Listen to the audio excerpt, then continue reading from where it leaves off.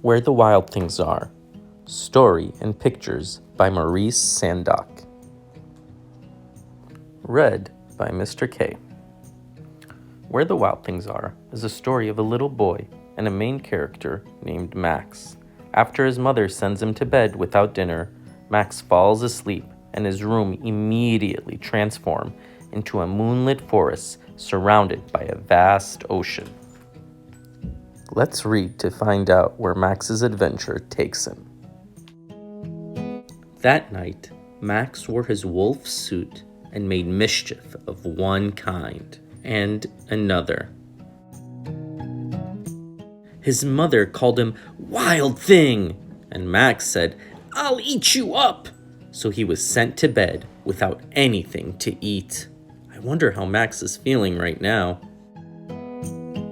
That very night, in Max's room, a forest grew.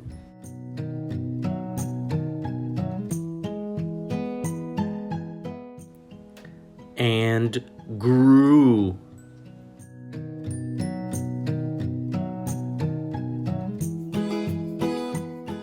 And grew until his ceiling hung with vines, and the walls became the world all around. And an ocean tumbled by with a private boat for Max, and he sailed off through night and day. And in and out of weeks, and almost over a year, to where the wild things are. And when he came to the place where the wild things are, they roared their terrible roars and gnashed their terrible teeth, and rolled their terrible eyes and showed their terrible claws. Do you think that these creatures are real? What's the difference between things that are real and things you dream about or imagine?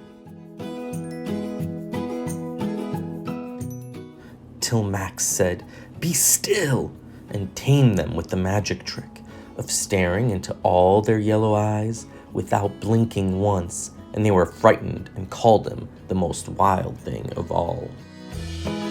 And made him king of all wild things. And now, cried Max, let the wild rumpus start. I wonder what a rumpus is. It sure looks like a lot of fun. What do you think?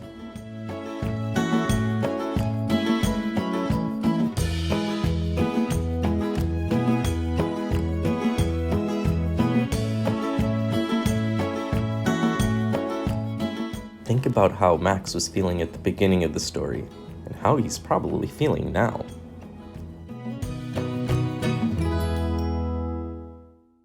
Now stop, Max said, and sent the wild things off to bed without their supper. And Max, the king of all wild things, was lonely and wanted to be where someone loved him best of all. Then all around, from far away across the world, he smelled good things to eat, so he gave up being king of where the wild things are. But the wild things cried, "Oh, please don't go. We'll eat you up. We love you so." And Max said, "No." The wild things roared their terrible roars and gnashed their terrible teeth and rolled their terrible eyes and showed their terrible claws. But Max stepped into his private boat and waved goodbye. And sailed back over a year and in and out of weeks and through a day. And into the night of his very own room, where he found his supper waiting for him.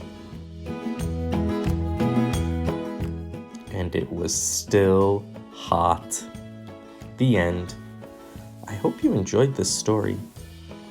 When I think about Max and the changes he went through, one thing I wonder is, what does he mean when he says he wants to be in a place where he's loved most of all? Who is that person for him? Man, Max sure was a wild thing. Hope you enjoyed this story. Talk to you soon.